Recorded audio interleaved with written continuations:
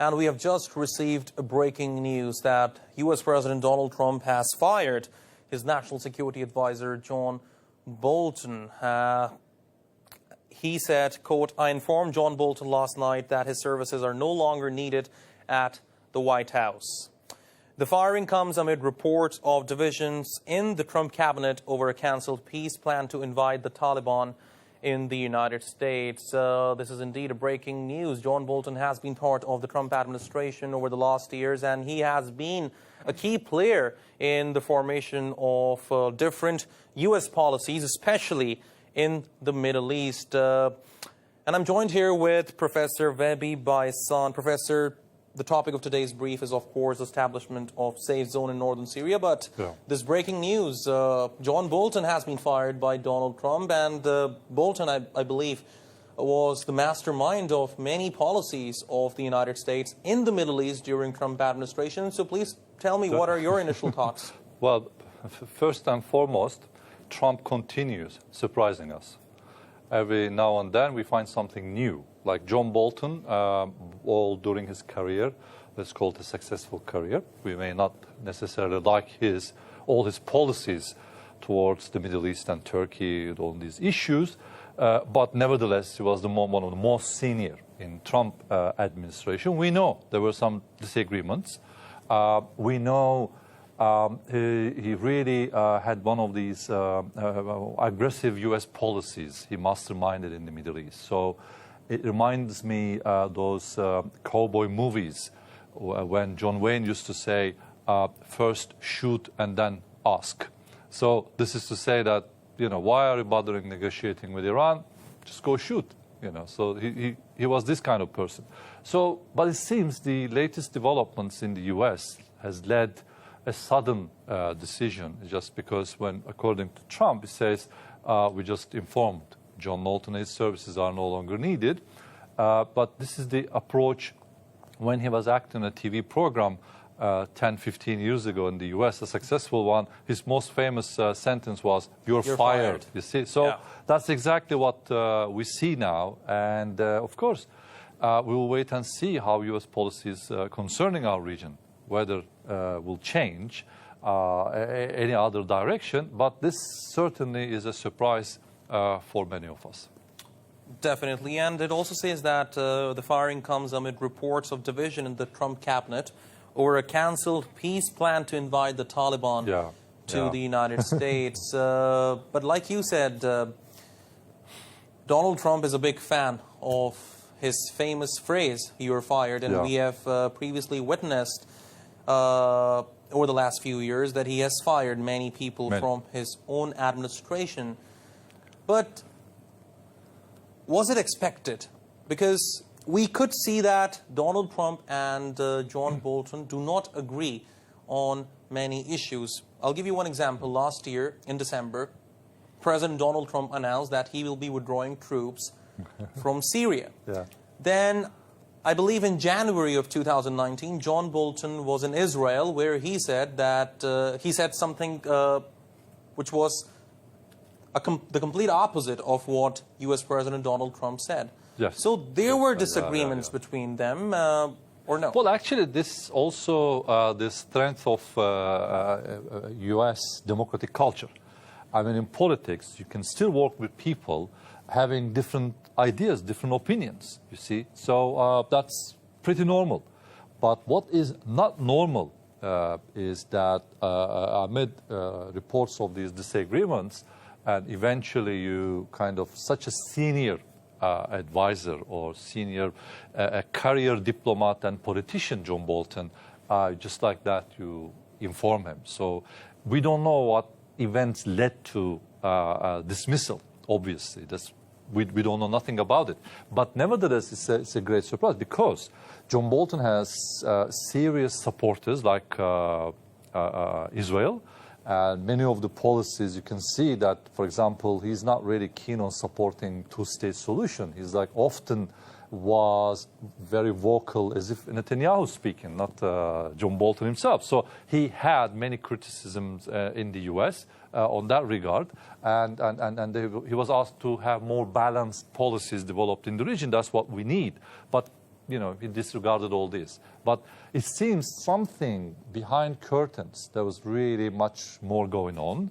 And because this, let's say that arm wrestling policy, and in the end, Trump decided, but I mean, both sides highly pragmatic. So we can't take it as, yes, we always joke about it as, suddenly decides, etc. But I'm sure there are more serious issues going on behind the scenes. It is a shocking decision, and right now I'm trying to connect the dots. Just today, before starting the program, I read a news report where President Donald Trump said that he may meet with Iranian President Hassan Rouhani. Yes, you see. John Bolton, from his policies, it seems like he's against Iran. Yes, we have seen a dramatic escalation of tensions between the U.S. and Iran during John Bolton. He's saying, why negotiate an attack? Shoot them. Why? It's like, that's why I said, first shoot and then ask what the problem is. So he wants to say, why are negotiating? We did it in Iraq. We did it in Afghanistan. Can we say that tensions might de-escalate between the U.S. and Iran? As I said, they are both. John Bolton is out of the scene now.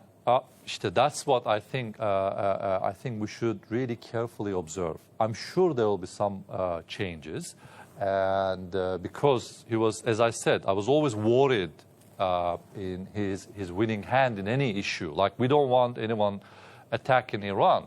You may disagree with Iran, but peaceful solution is always a better solution. But he didn't mind, even in between, if it's like they did in Iran, in Iraq, over 1 million people got killed. Well, tough, it's like a wrong place, wrong time.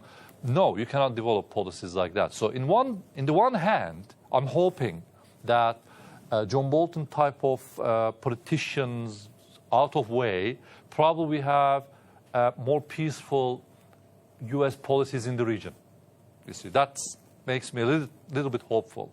But on the other hand, also Trump himself may change his mind and escalate the tension in the region. So you never know. You never know. But it seems it may be personal, but they're both, I think, old enough to handle each other. But perhaps what's behind it is that the supporters of Trump and supporters of Bolton dominating each other's policies may be more like the reason for his dismissal. And I believe this decision will definitely have some implications, especially when it comes to the Middle East. The maximum pressure campaign, this phrase was also coined during Trump administration, and John Bolton was definitely one of the masterminds behind this maximum pressure campaign on different countries in the Middle East. This is developing a story. Yeah. We will also try to keep our viewers updated on the latest. And right now, before I move forward, I believe we have the tweet of Donald Trump in which he fired John Bolton. He says, I informed John Bolton last night that his services are no longer needed at the White House. I disagreed strongly with many of his suggestions, as did others in the administration, and therefore I asked John for his resignation, which was given to me this morning. I thank John very much for his service. I will be naming a new national security advisor next week. Professor, what do you think? Who do you think will be the next national security advisor? That's a tough question, I know, but very much so. Your guesses. So my actually really wish and hope to have in such a critical and important position a person who is educated enough to understand the dynamics of the Middle East and crisis and how we approach this crisis within the information and knowledge that you can use as mediating between the sides. Middle East, I think the last thing what we want in the Middle East is anyone supporting any side. What we need is that we have so many sides, okay? That's enough, more than enough. So we need good mediators, creating peaceful solutions and giving confidence and trust that actually, as a superpower, if there's U.S. exists that in that regard, that actually contributes positively in people's lives. Now, The problem, many of these senior position holders actually never been to the region, doesn't even speak the language. So for them, they are like dispensable, you know, so what if like Iraq lost over 1 million, or if it's a failed state now, and same in Afghanistan, etc., etc. But when you have people like educated enough, even stayed few months, few years in the region, speaking a bit of the language, would understand better people's concern, and they're not just like that dispensable and easily. As you would remember, during Gulf War, what they called Iraqis was the collateral damage. They don't even have a name. They were just statistics, you know, 100,000, 300,000. And collateral damage. Collateral damage. Hundreds of thousands of people. Look at it. Yeah, they're not even peoples. So therefore, I don't really, you know, care who and, you know, the names. I'm sure there are many candidates in that regard. But hopefully someone that comes to that position with better understanding for Turkey, Turkey's security concerns, Middle East, Israel, Arab countries, Gulf countries, etc. So I think that becomes a key position, and Trump hopefully would listen. The advice would be given from these people. Yeah, we will see what happens next. Yeah, I mean, very curious. Everyone is waiting to see who will be the next national security advisor of the United States, especially us, because we are in the region.